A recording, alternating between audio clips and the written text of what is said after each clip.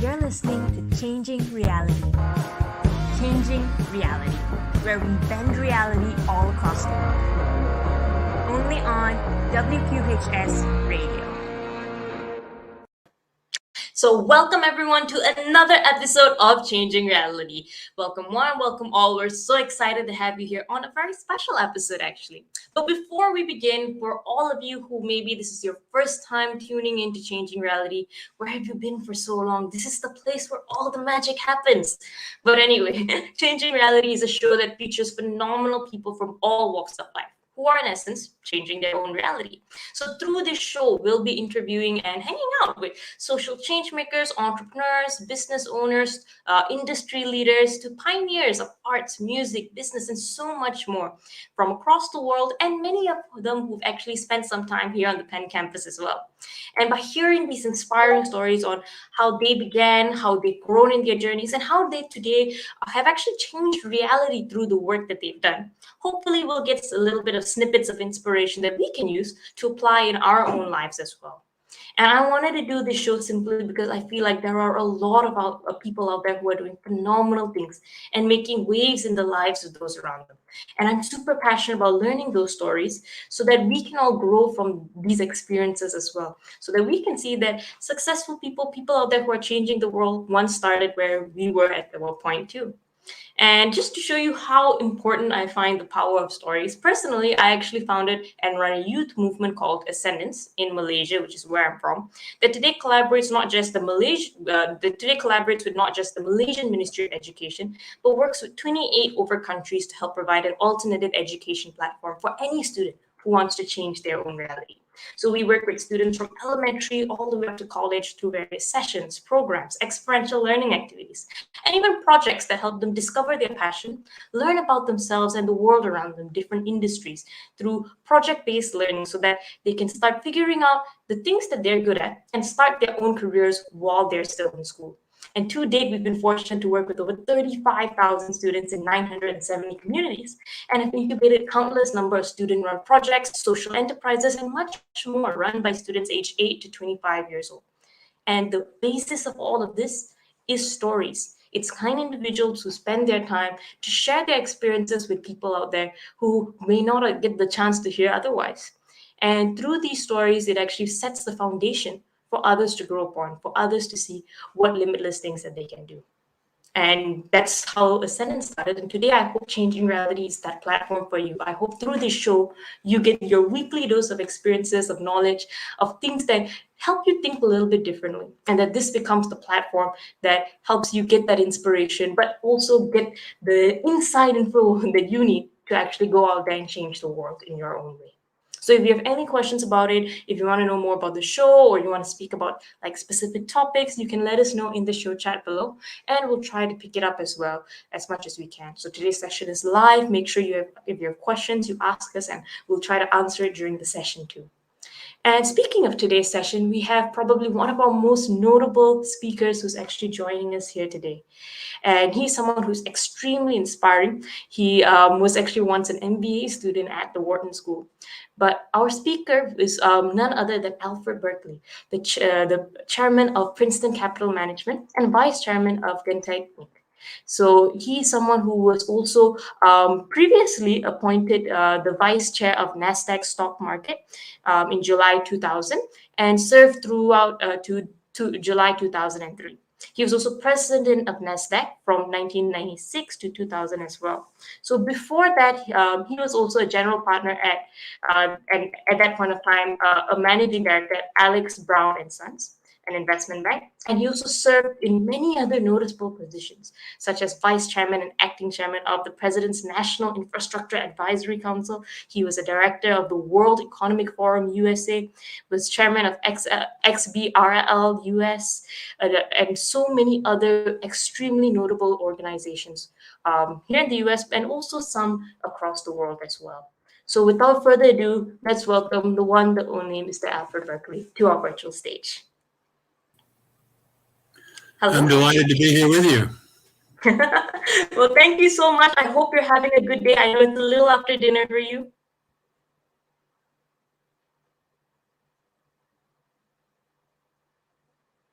Yep. Well, Thank you for joining us. I think we're having a little bit of an internet bump, but we'll just wait and see how it goes. But meanwhile, as we begin, um, I think we can take a few minutes just to restart the session and share some of Mr. Alfred Berkeley's most notable achievements. So, other than being, I think, the co-president at, the president of NASDAQ in the early 2000s, he also did many other extremely important things and extremely notable things. He is a director today at RealPage Inc., Security First Corp, Differential Dynamics Inc., Cheapskate Bay Outward Bound School, and he's also the board of the American Resilience Project, which produces documentaries on climate change, and was a trustee of the Mathematical Science Research Institution. So other than that, he was also a member of various boards and trustees to different universities and colleges across the US, most notably actually including the Johns Hopkins University, where he actually served on their Applied Physics Laboratory Board. He was a trustee of Allen University in Columbia, South Carolina, and also on the Board of Visitors of the School of Medicine of the University of Maryland. So with all of these extremely notable achievements, let's welcome back Mr. Alfred Berkeley.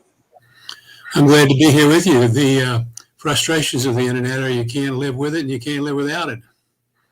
Yes, I completely agree. Oh my goodness. And you are someone who's actually seen the entire rise of the internet and the whole revolution it's brought upon us. So hopefully today's session doesn't make you feel like you've made the wrong call with that, with all of our internet hiccups. So apologies on my behalf.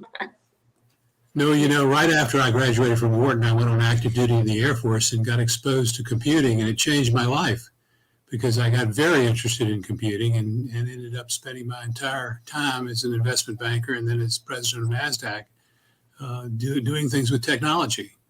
So I'm very sympathetic to the problem of showing the technology off in any way because it always seems to have a bump. But as you look what's happened over the last 50 years, you can't get along without these computers either. They've raised our standard of living.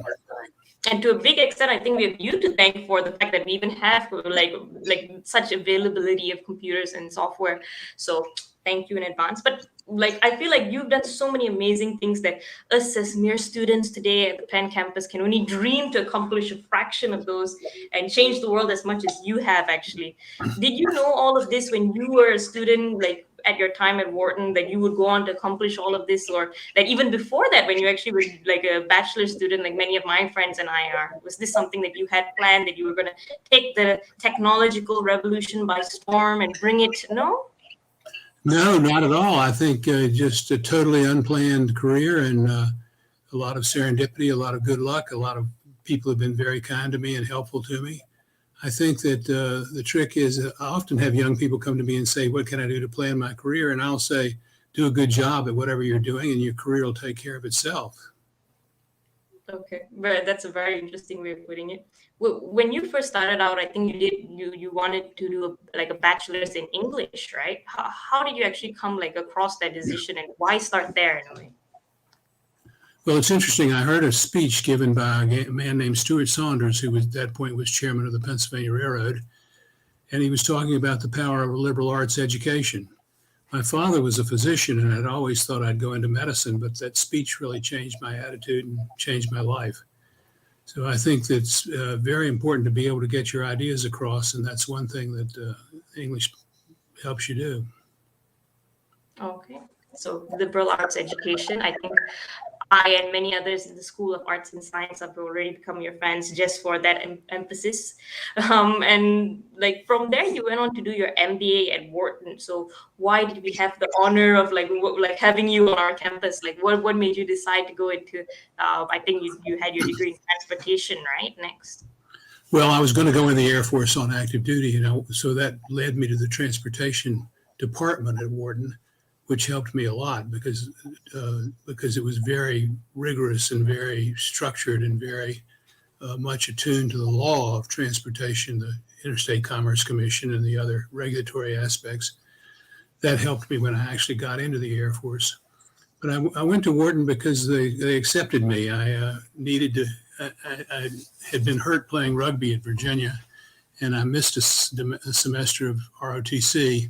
So I called up the dean of the Wharton School and said to him that I needed to come to Wharton. He said, well, I'd like to meet you. And so we met, and he said, come on. So I went and got my commission at St. Joseph's College on City Line Avenue while I was at Wharton, then deferred a year before going on active duty and finished my MBA. And of course, when I got on active duty, they thought I knew a lot because I had a Wharton MBA. I don't feel like I knew anything at the time, but it certainly helped my career. Well, as you mentioned earlier, that was the time where you were first kind of like exposed to the world of computing and like that whole like industry of it when you were on active duty. How was it like stepping into kind of like the military, like such a huge organization, as someone who was relatively new there after your time at Wharton and after your time having been a student prior to that, and now into this whole new world in a way? Well, the military is all set up to take young officers in and train them. There's tremendous training capability. And I had a wonderful senior master sergeant who took me under his wing. And I said to him, you know, Sergeant, you've forgotten more than I've ever known about what we're doing. And I'd like you to coach me a little bit. And he said, we're going to get along just fine. And I listened to him, and he took good care of me. Okay, very cool. And like at that point of time, how was it like learning about like or how was the industry like at that point of time? Like with the introduction to computers and all of that, like did that change like the military landscape at all? Well, what happened is we had computers that were being brought in to manage a number of different functions, but the biggest computers were either in the radar systems or in the supply system. And I was involved in the supply and logistics side of the Air Force. And what we were able to do was to get hands-on experience with the computers. And they had all of 64K memory. So this is 64,000 little metal disks with wires running through them. So it was quite extraordinarily simple compared to what we're dealing with now. You got more power on a chip now than you had in the biggest computers available at the time. But it was a great training for me, because the magic of computing is that software gets more and more complex, and you can build on it each day. Each new programmer stands on the shoulders of the one before them, and it gets cumulatively better, and then it gets more than any one person can handle. So that's really powerful. Okay, very cool. And after your time at the military, you went on to actually go into the financial industry, which again is very different from a liberal arts education and then time in the military. It's like you try to do something like completely different from what you've done before in a way. How did you actually start in that? Well,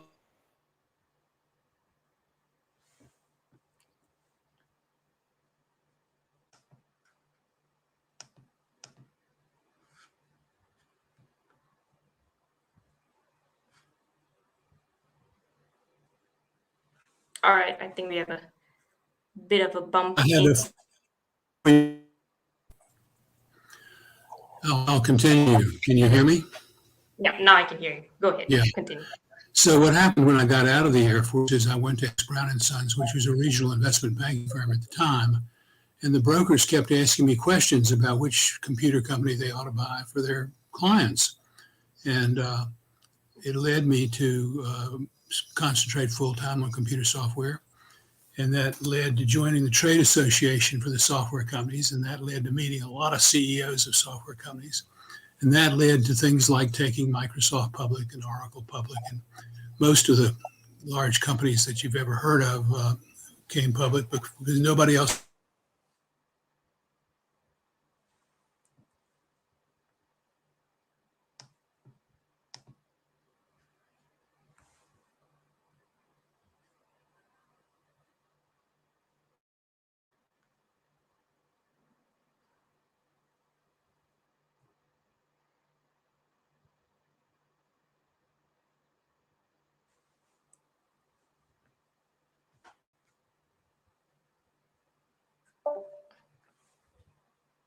Okay, I think we've got a little bump in the Wi-Fi again.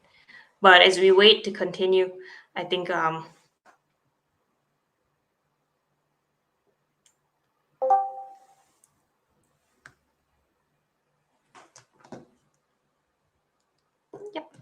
I think we'll just give it a minute to continue and for Mr. Berkeley to actually join us back again. But one of the things that I found extremely interesting about his story is that he started off at a time where computers were extremely new in a way, and he actually introduced computers not just or was the first person to learn about it, and not just brought these huge computer companies to list in the stock market at that point of time, but he even introduced computers to very early investment firms.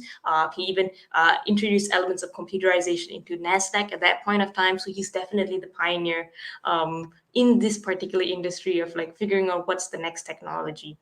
And I'll wait a little bit more for him to join us back and be able to share his story on that point of view in a sense. But one of the other, like he's also been an early investor in many of the technology companies that today has actually helped out in a lot of this tech revolution that we see today. So sorry, we lost you for a minute. Again, I guess the pros and cons of the digital world again. Sure, no problem at all. We'll just patch it together as we need to. The point I was making is that very few people on Wall Street were interested in computer software. They didn't see any value in it. They were all interested in hardware, thinking that was where the value was. Money was flowing into IBM and what was called the bunch, Burroughs and others, all of whom are gone now, basically, except for IBM, maybe Unisys. But what happened is we thought the value was actually in the software. We were able to build a business that the rest of Wall Street didn't want to compete for. And then eventually, when they began to see the real benefits of software, the whole world changed and all of Wall Street got interested in technology, and the rest is history. I must tell you that I didn't see as big a future as it actually happened, but I did see a big future because I knew it was hard to do the programming. I'd done some programming and knew that it was mentally challenging and got cumulatively better. Those two things together said there's value here. Okay, you were also one of the early people who brought it into the companies that you were working and digitalizing, like I think Alex Brown and Sons as well, right? How did you go about convincing people that this was something that you had to switch to, this was something that you had to invest in and kind of like use for your work in a way? Well, the first thing we did was we bought our own computers. I brought one, and a few of my partners, Dick Franio and a few others, bought personal computers. Sometimes a Commodore to start, but an Apple or later an IBM. And when software like VisiCalc and then eventually Excel and the other tools became very useful, it was pretty apparent people ought to get that personal productivity kicker that they can get from using technology. But the way we actually introduced it was I bought 6 computers and loaned them to the various departments. But I didn't loan them to the partners. I loaned them to their secretaries. And they were using products like Word and WordPerfect. And then I went back 6 months later and said, well, you got to give up your computer now. I said, wait a minute, we can't give these up. I said, okay, well, I'm going to charge your department for them, buy some new ones and do another 6 with other people.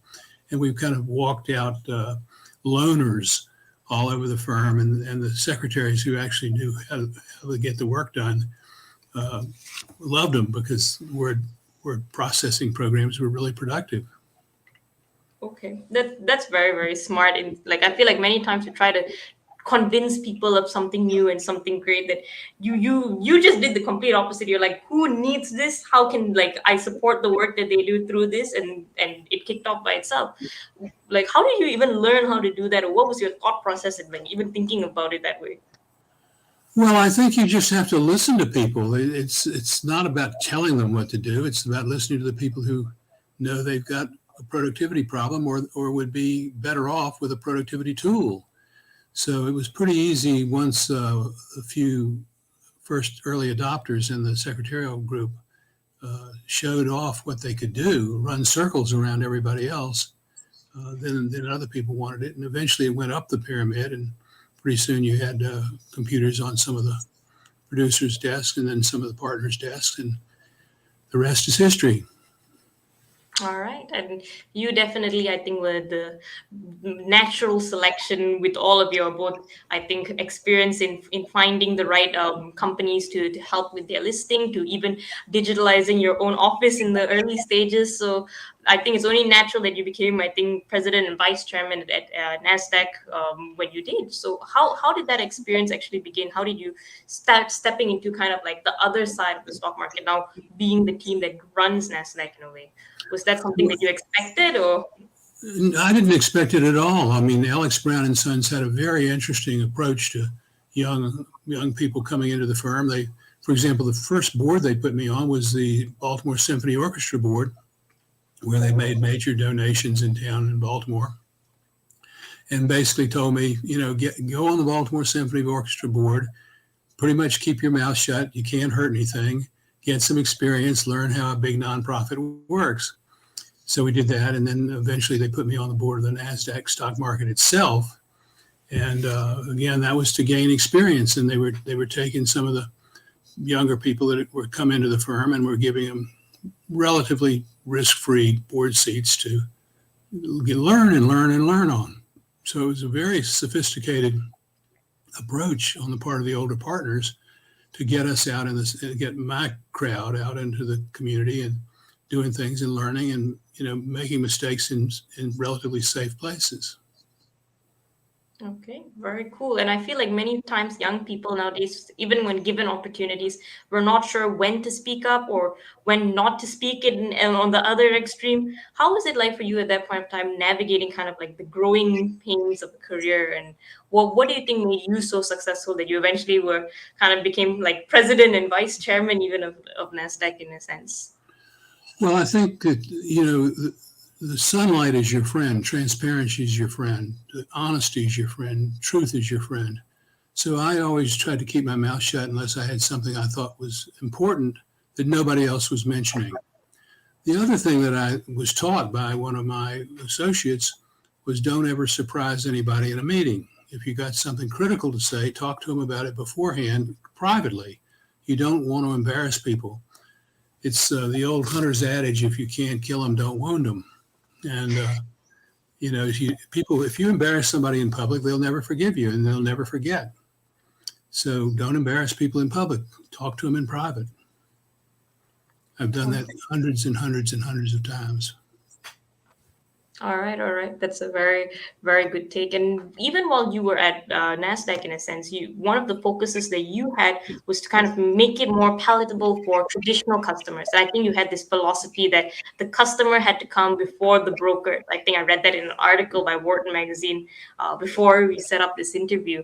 That's a very interesting way of looking at things, which I think was not so common as it is now back then, right? Well, the real interesting competition when I went on the NASDAQ board as an industry member, and I looked at it as a computer services company, all the other board members looked at it as a regulator. And it is a regulator. It was a regulator. That was before NASDAQ was split off from the NASD. But it's first and foremost a computer services company, and it needs to put the interests of its ultimate customers in first place. Now, one of the things we did, which was great fun, is we created a brand. It used to be the National Association of Securities Dealers Automatic Quotation. The initials were NASDAQ. My mother said, "What is a NASDAQ? Is there a verb in there anywhere? Is that a noun? What is that?"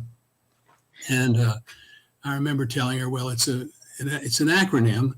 But Brian Holland, who worked with me as a marketing guy, and we decided to make a brand out of it, and we did it through television advertising.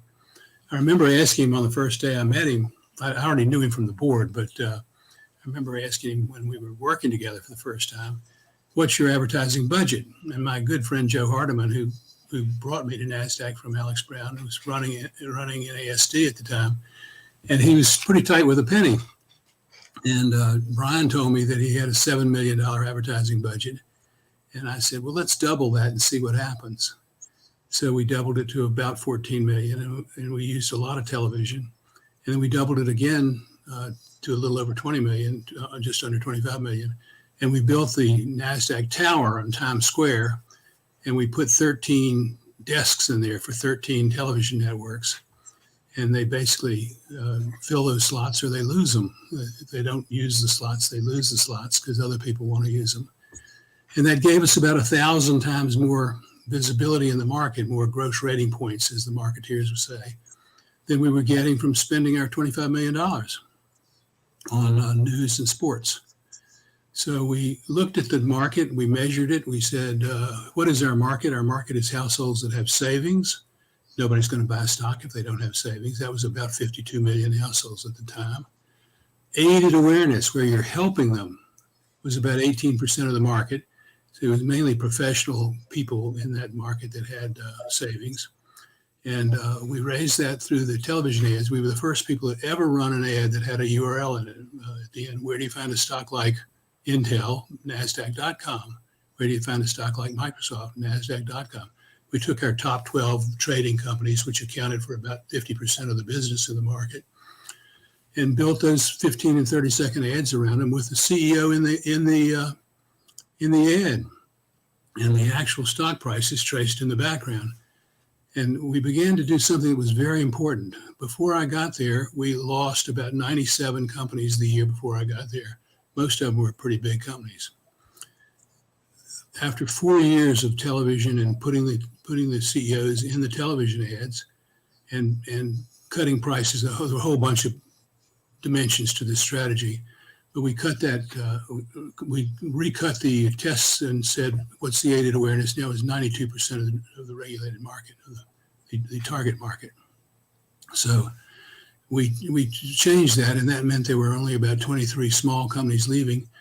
Revenues went from 325 million to about 800 million. At the same time, we cut the price of using the service substantially. I had a wonderful, wonderful partner who helped me with a lot of this, Richard Ketchum. He was the best regulator the SEC ever had in the market reg department.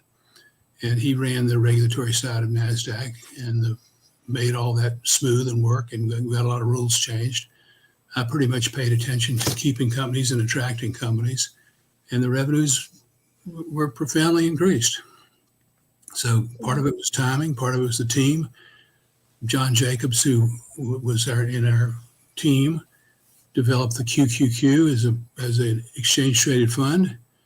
When the bust came and .com bust came, I think we made more money from the QQQ than we did from trading.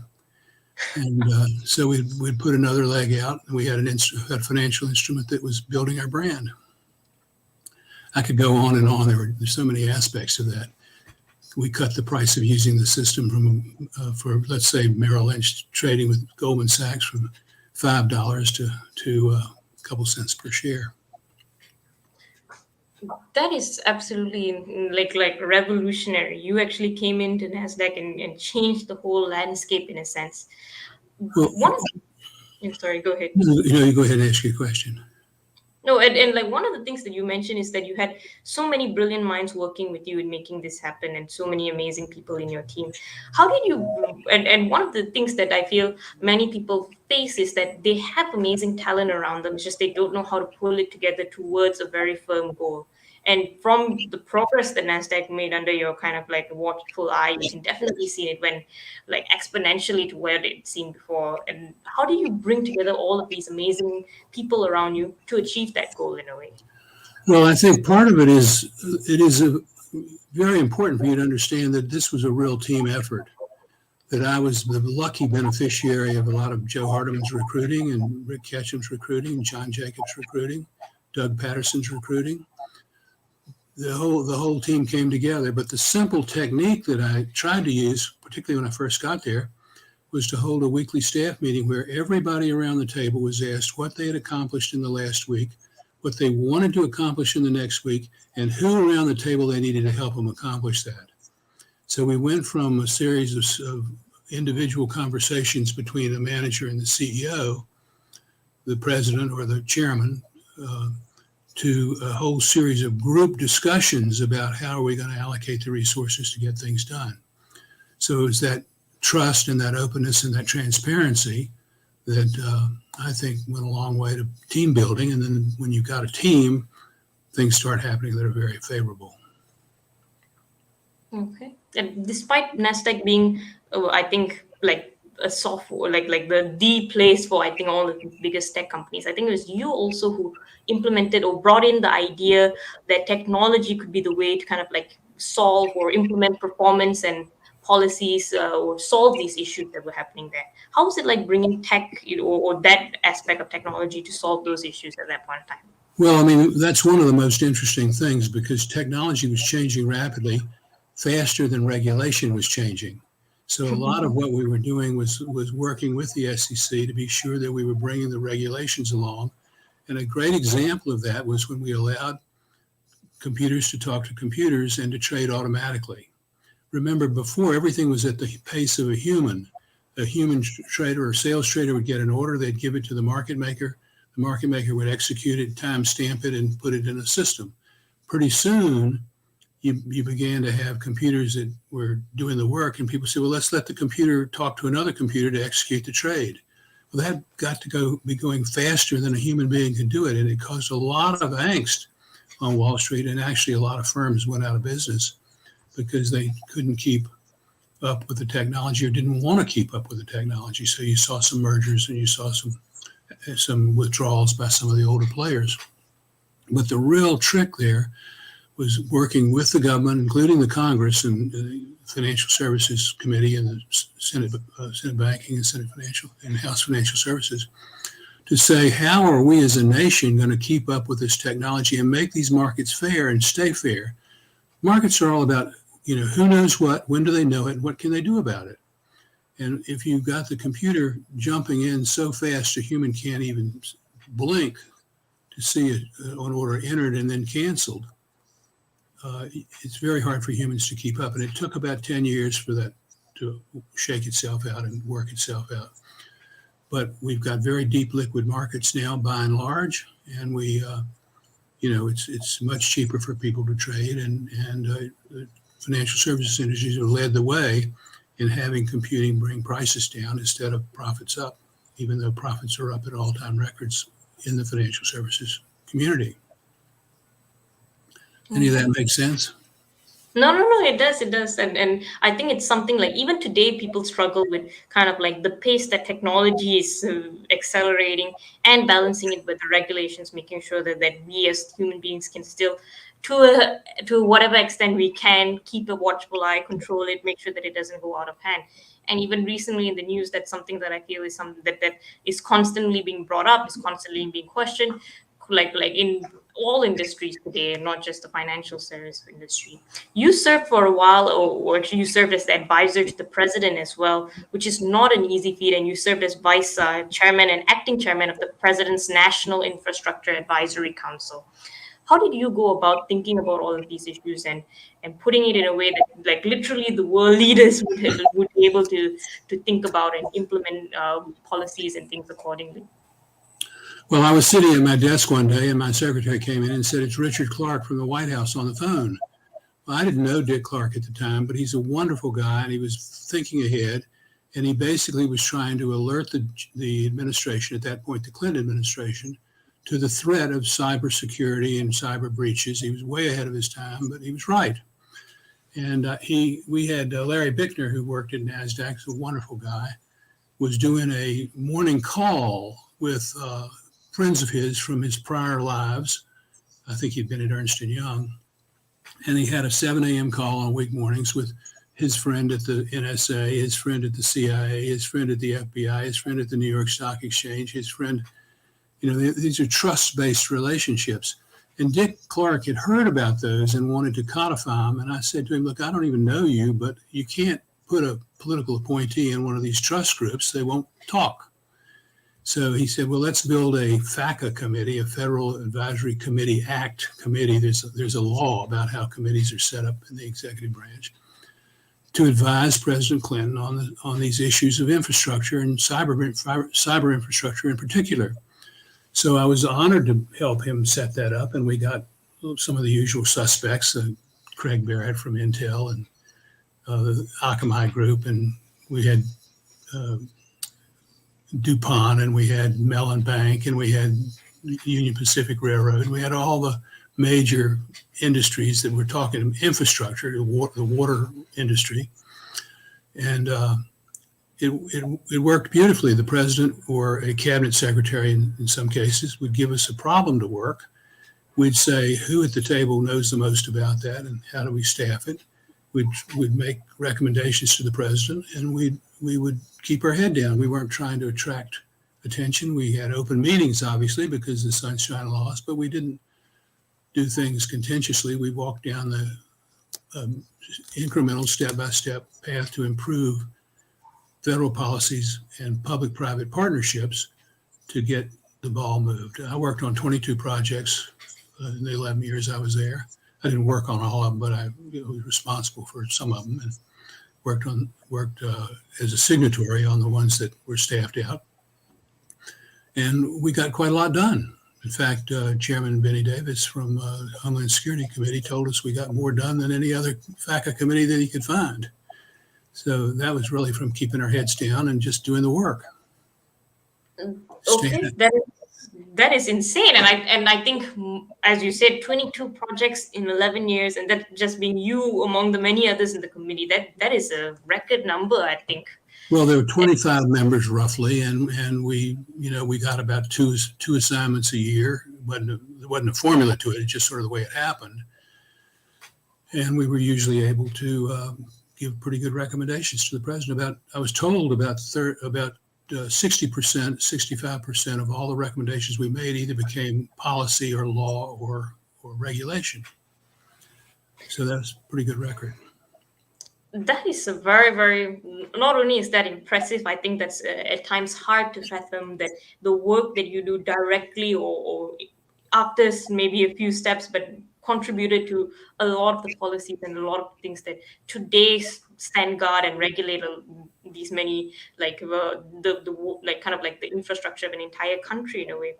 Did that ever bother you when you were working on your projects and thinking that, oh my goodness, the work we do has such a big impact? How do I make sure I do this the best that I can? Because I think you do think that all the time when you're giving advice to the President of the United States. You want to be right. You don't want to mess it up, and you don't want it to be. When I was there, we were extremely bipartisan and trying to take our selfish hats off and work for the good of the country. The other aspect of this is I learned that there are just tremendously good people working in the federal government and the state governments that we interacted with. And we get such a warped view of what they're doing when partisanship comes into it or the media gets an axe to grind. And what I found over and over and over again is that they're just really good people trying to figure these things out and trying to do it right. Yeah, very well said. And I think I've had the fortune of working a little bit with the ministries and where I'm from. And as you said, I feel like we often look at the top people, but in between, there's so many people who put their best, who really show up every day and put in their heart, soul, and love into whatever work that they do for the good of their country. So definitely, I think it helps to focus on them than anyone else, or focus on working with them to get things done.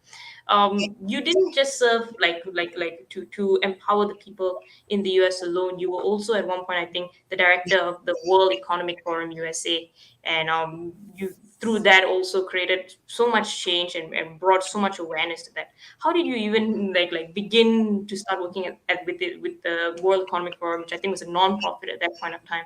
And what was kind of like the objective going in there of the changes that you could make? I mean, that kind of brings all of the world leaders and the major stakeholders across the globe into the conversation.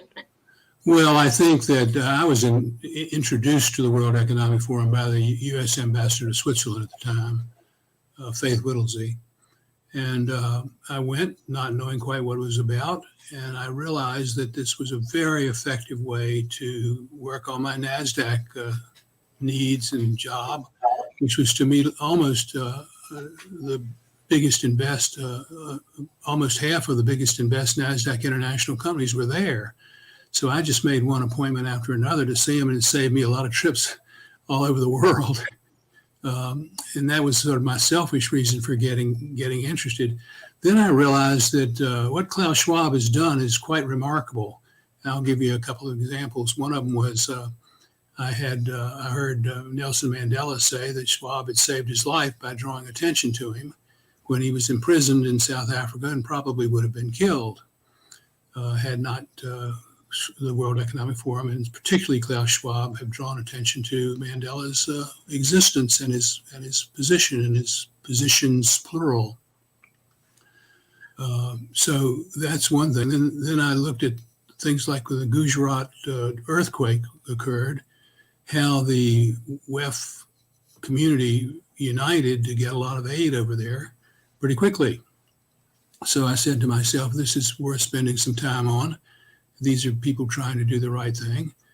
There's all the media flying back and forth about the elitism of the WEF, but what Klaus has done is to be able to accumulate a remarkable convening power and to get people to come and commit to things and to do things.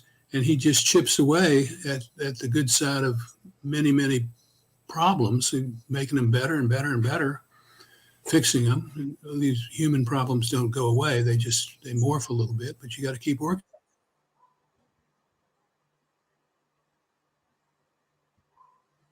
on them to get it done. And Klaus has done a remarkable job of that. Absolutely, like very well said. And I think that even today, the work that they do is out of this world, literally at times. And I think it's gone and it's helped so many nations by as you said, having that power of kind of like converging all of these different companies, different individuals, different powers towards specific causes, towards tackling where the help needs to be done. As someone who is stepping in to kind of like becoming the director of this whole organization, what were the things that you felt were the priorities that you needed to tackle, that the organization in general needed to focus on? Well, I had a very specific request from Klaus. I got very involved with the U.S. board when I retired from NASDAQ. So my focus was getting the U.S. board up and going and getting it populated with people that could make a difference. I was not the full-time person there. I was just a member, but I was an early member. And that was a good challenge. We needed to set up an American board because the U.S. Treasury was becoming concerned that we were supporting a foreign nonprofit and that people wanted to deduct their expenses and make donations and stuff. And we needed a legal mechanism to deal with the U.S. tax structure. Then what happened was the World Economic Forum changed its legal status and became more like the International Red Cross, which has some ability to go across borders without all the tax implications and to be a worldwide donee. So it was a natural progression for the forum as it got bigger and more important to change its status from a local Swiss nonprofit to a global non-governmental organization. Okay, very cool. And you are also someone who has, I think, helped out in so many, like not only social causes, but so many education causes as well. I think you sit on the board of many universities. You are a trustee of Johns Hopkins University, as well as on the board of kind of like the Applied Physics Laboratory. I think you're also a trustee at Allen University, and you were on the board of visitors of the School of Medicine at the University of Maryland, and many others as well. Why do you have like such a focus on education in a way and making sure that these organizations have the access to your experiences, your thoughts, and as well, is there a specific reason why you felt like, okay, education is important, it's something that needs to be supported? Well, I was blessed to have a wife who was deeply involved in education and was educating people in Baltimore who would otherwise not have gotten educated. The more you dig in, the more we dug into things at the National Infrastructure Advisory Council, the more we came back to fundamental educational issues. The population can get focused, it can get energized, it can get motivated, and it can get accomplishing things if it's educated. It's just amazing how all these advances we've got, like vaccines, which have been just remarkably quickly developed, or the electronics revolution, the telecommunications revolution, what we have to do on climate change and how we have to use technology to do that, all requires education. And it goes right back to the basics. And I just learned that from my wife, who's devoted her whole life to essentially inner city education with remarkable curriculum approach and success. Every child that came through her schools could read at the end of first grade.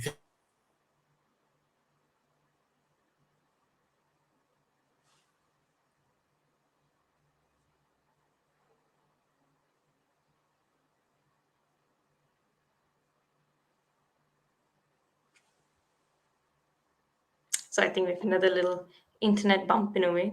But as I said, Mr. Berkeley has contributed so much to like education in general, and so many different universities have actually benefited from his membership on their boards, his experience, and it's just amazing to hear how that continued work is happening. Like even today, as he advises and appears on shows like this, so that he can share his experiences with newer students in different parts of the world, even. Yep, and I think the other thing that he's also very much involved in is not just education in general, but the future of education in a sense, or sciences that are cutting edge in a way. So as I mentioned earlier, he's part of kind of like the applied physics laboratory at Johns Hopkins University. In the University of Maryland, the School of Medicine. He's also actually the vice chair of the evaluation committee of the National Medal of Technology and Innovation, among many other amazing and notable achievements. And he also served as a member of the Public Affairs Advisory Group for the director of the National Science Foundation. And just like that, I feel, yep. So sorry again for that. I think education was too important of a topic that everyone's collective interest was kind of like had to be put on hold so that we can have a moment of anticipation to your answers. You know, I just came back on and I didn't hear the first half of that. No worries. But yeah, so like education is definitely something that's extremely important, and you are someone who also looks also is very involved in kind of like the intersection between I think technology and innovation as well. You were the vice chair of the evaluation committee for the National Medal of Technology and Innovation, and I think you were also like the subcommittee of the Future of Science Committee for the Secretary of Energy. Why this emphasis on kind of like innovation and energy and all of these new sciences in a way? Is like how do you feel it contributes towards like the general public's growth and awareness, and also the growth of like the nation in a way? Well, I think that the reality is that being president of NASDAQ was of interest to a lot of people who were promoting a particular issue. It was Phil Bond, who was Undersecretary of Commerce and responsible for the Patent Office, which really manages the evaluation committee for the National Medal of Technology and Innovation, appointed me, and I think he was as interested in the NASDAQ title as he was me. We've gotten to be great friends in the meanwhile, but when people think of technology and they want a voice for it, NASDAQ is a great flag to fly under. So I was pleased to do that, and I tried to pick my shots. I was honored to be asked essentially by Mike Bloomberg when he was chairman of the Hopkins board to join that board, and later to join the New York City Financial Services Committee. I went on the Allen University board because I was asked to by another fellow who was on it, and it's a creature of the African Methodist Episcopal Church, and they have wonderful folks doing wonderful work, and it was a little bit different, and I thought maybe I could be helpful to them. They've done a great job. The School of Medicine at the University of Maryland is just great fun for me because it keeps my toe in the water on scientific things going on in medicine. And I'm not very smart on this stuff, but I love having the coaching and the training that I'm able to get through those board meetings. And every meeting has something interesting happening. And I feel like many people now feel like if I'm like in the financial industry, that's my focus. I should only focus on the tech or the innovations in that industry. What benefit does it bring to kind of like dip our toes in kind of like what's happening in other places, medicine, science, physics, energy?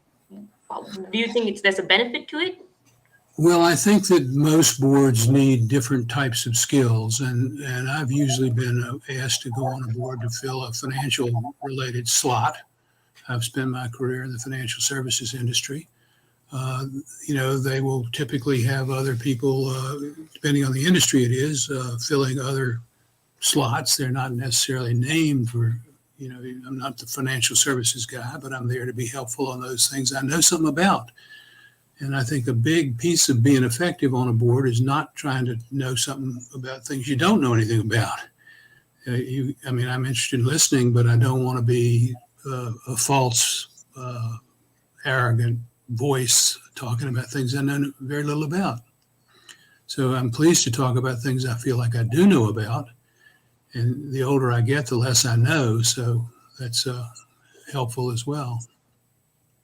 Really, I don't think the less you know, the older you get. But all right. But I think let me put it the other way. The older I get, the more I know. There's a lot that I don't know about.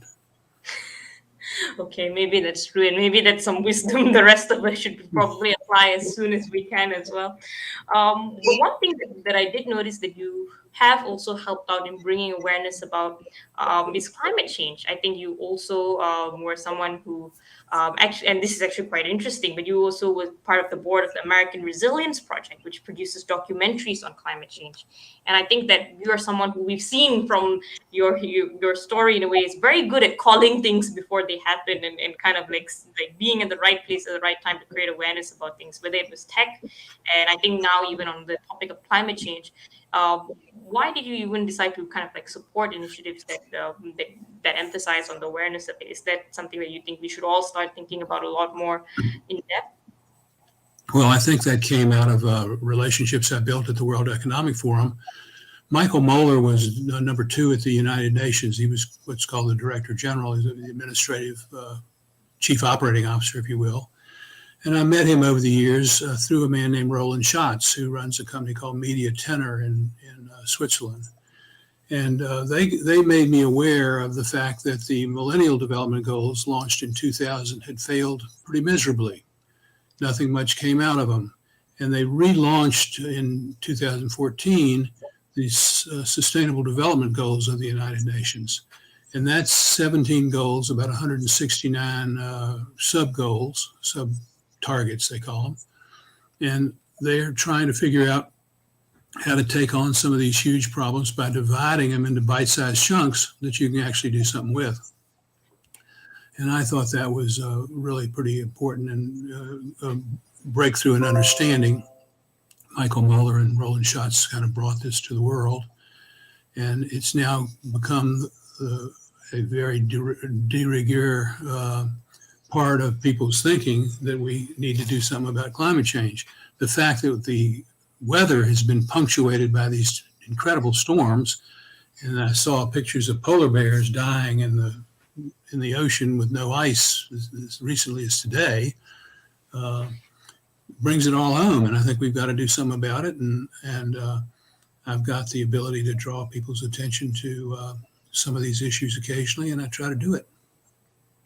No, you definitely do, and thank you. I think for all of your like support in solving these global issues. You're someone who has been extremely successful in the for-profit industry, but also has had such a significant impact in creating awareness about all of these social issues, or kind of like these community issues that we've got to start tackling as kind of like part of a citizen of this world in a way. So thank you for all your kind of like contribution in drawing issues and creating awareness and ensuring that people know about these things as well. And you've seen a lot of people, again, in companies. You are on the board of some of the largest companies that are out there. You invested in many of them, and also in lots of social projects in a way that also go on to create huge impact. So for many of, as we wind down kind of like our conversation today, I feel like many of our audience members want to do something with their lives and maybe don't know where to start in a way. In your experience, when someone embarks on a venture or project or on something that they really want to achieve, whether it's creating $1 million business in the tech industry, or whether it's going out there and solving a huge chunk of this world problems, what do you think is the factors that make or break someone in their journey of achieving that success? Well, I think there are two things. I think you need to be fundamentally honest with the people you're dealing with. I don't think you get very far in life if you're not transparent and committed to the truth. And I also think I have a philosophy I got from my father, which is if it's high marginal value to you and low marginal cost to me, I should do it every time without asking. And many people have come to me with suggestions that were very important to them. And if it was something that I could do relatively straightforwardly, often an introduction or a recommendation, I'm glad to do that. Very cool. And final question for today, in a way, you've had so much success in so many different things that honestly, it's a bit jarring to think at one point of time you were also on the same campus as probably many of our viewers were today, and that you've gone on to have such an extensively like brilliant career in a way. So for all of us who probably are on campus right now and are still figuring out what we probably want to get into, or what path lies ahead for us, what is your advice for all of us confused college students right now, hoping to make our own journey? Well, I'm not sure I could hear all that because you broke up a little bit. But I think that the right answer is that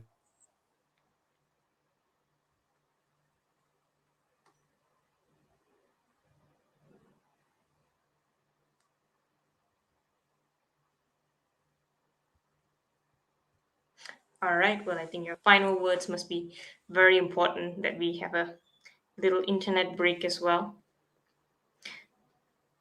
But I think that today's discussion has been extremely insightful to me, at the very least, on so many different topics, from Mr. Berkeley's experiences, and also from the things that he's done in his time in the financial sector, in his time in the social sector as well.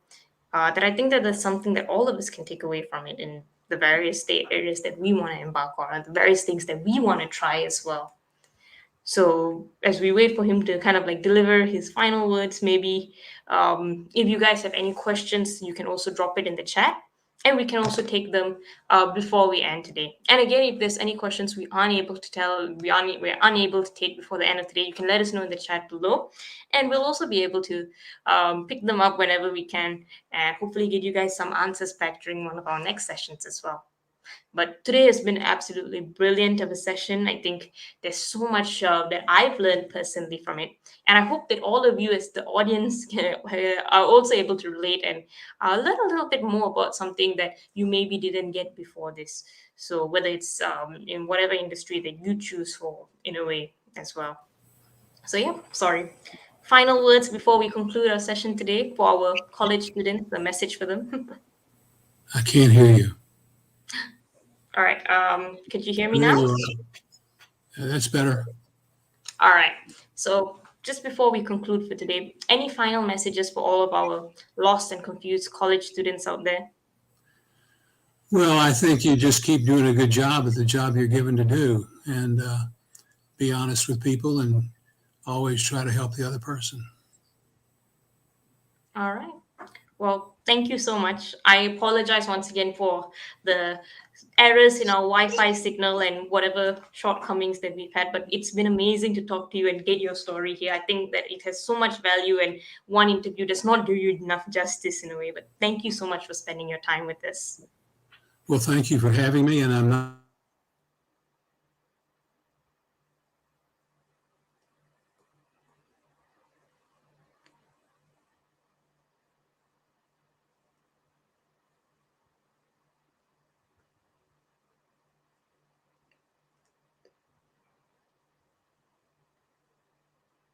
Okay.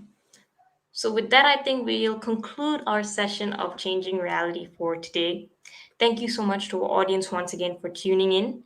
So you've got that final message. You've got lots of amazing things that you can learn from today. And I hope that today's session has been as impactful. Sorry, go ahead.